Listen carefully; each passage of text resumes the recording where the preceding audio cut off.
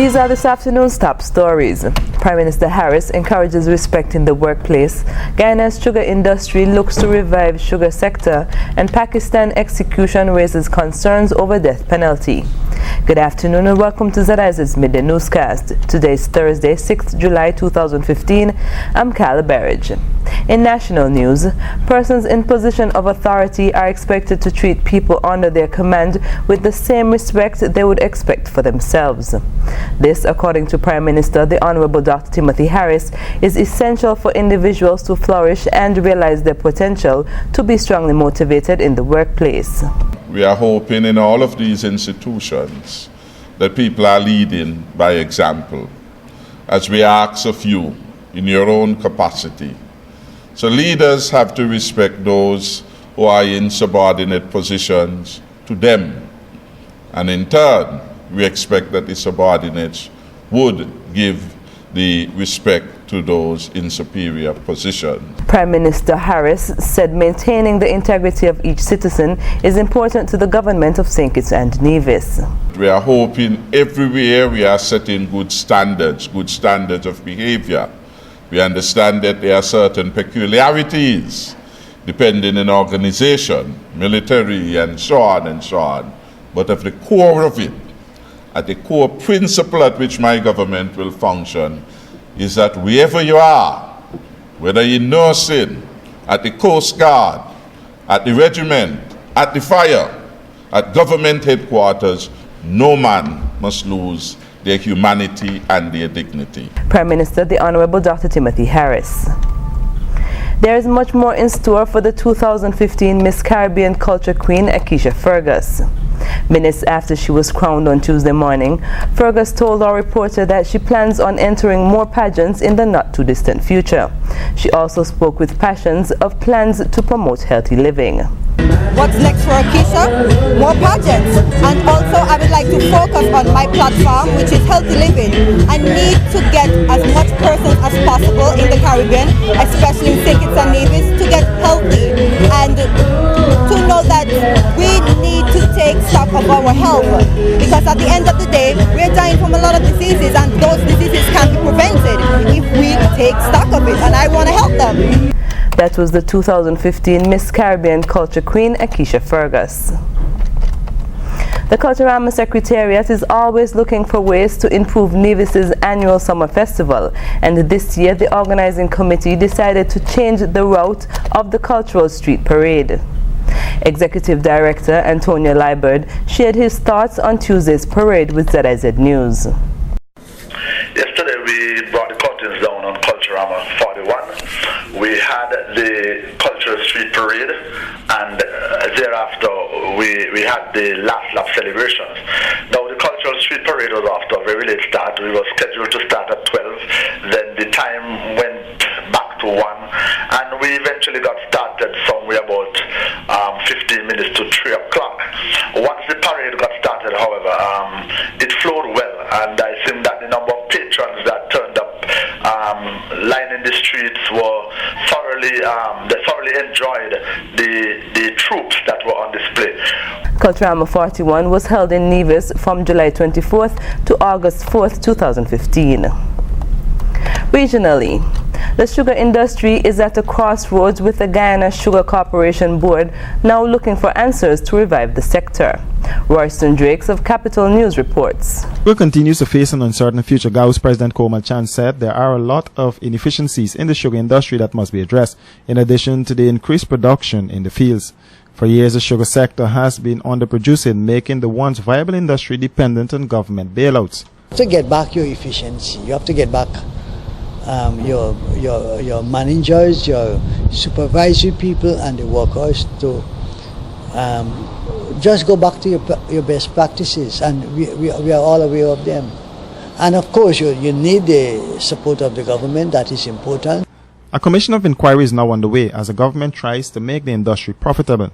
Some of the suggestions coming out of the inquiries for the industry to be privatized and for some of the estates to... Honorable Ranf Gonzalez told Parliament on Tuesday that the country recorded an overall balance of $24.1 million in deficit for 2015 when compared to $10.8 million in 2014.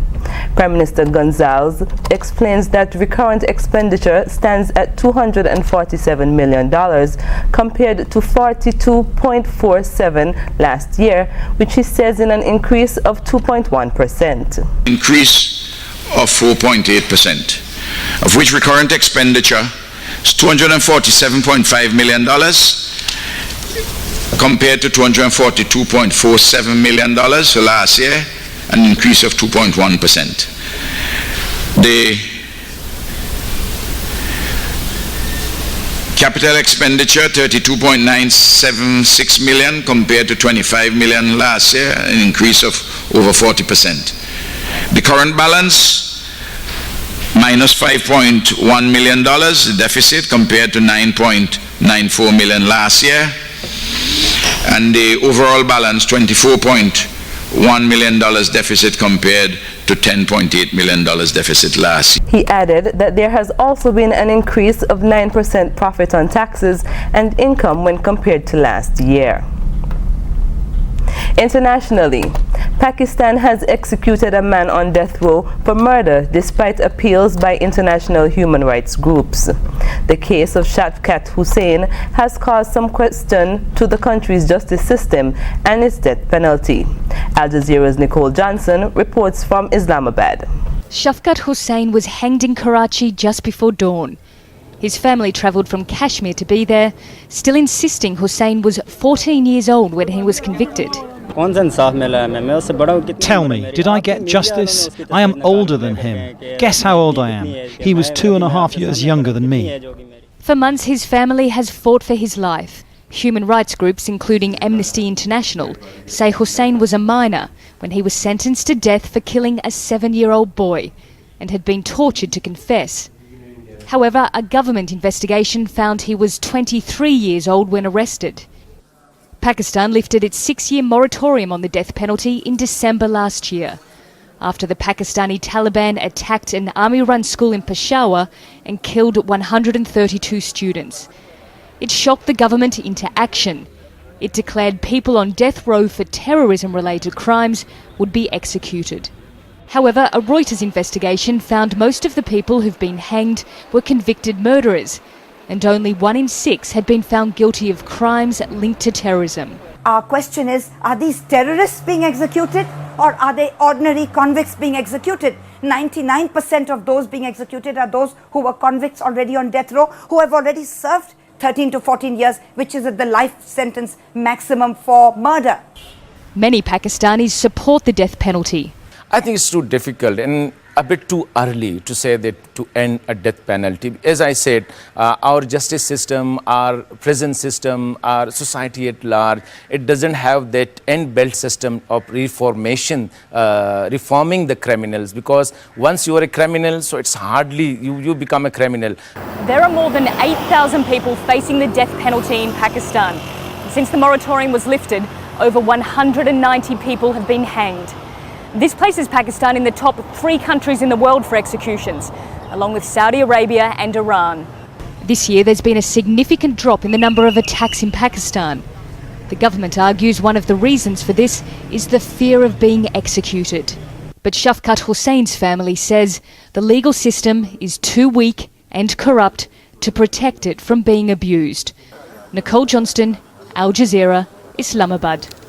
Only 10% of all children in South Sudan will complete primary school, according to UNICEF. For girls, the path to an education is even tougher, as the civil war limits access to schools and teachers. Al Jazeera's Natata Gohem reports from Juba.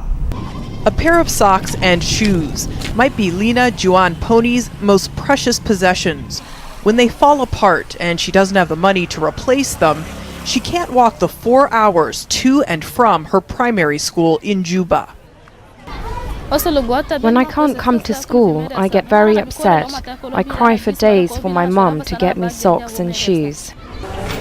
At 17, Pony is older than most of her classmates due to all the interruptions in her schooling. But she's determined to keep learning, and her mother is supportive. Pony works with her selling falafel in the market in the morning, then attends school for 3 hours in the afternoon. I'm only focusing on ensuring that my mom's efforts are not in vain, because sometimes we sleep with empty stomachs. If Pony can simply finish primary school, it'll be an accomplishment most never achieve in South Sudan. UNICEF says less than 10% of all children will complete primary school. Getting families to simply enroll their girls also remains an obstacle. Only 35% of students in the country are girls. Taking a look at the weather. In the weather forecast, valid until 8 a.m. tomorrow, winds are easterly at 7 to 14 miles per hour. Seas are moderate with heights less than 4 feet. Today will be partly sunny with a high chance of showers, while tonight is expected to be partly cloudy with a moderate chance of showers after 2 a.m. Sunset will be at 6:42 p.m., while sunrise tomorrow is forecast at 5:52 a.m. That brings us to the end of the ZIZ Midday newscast. Join us this evening for these stories and more in detail. Thank you for joining us. I'm Kyla Barrage.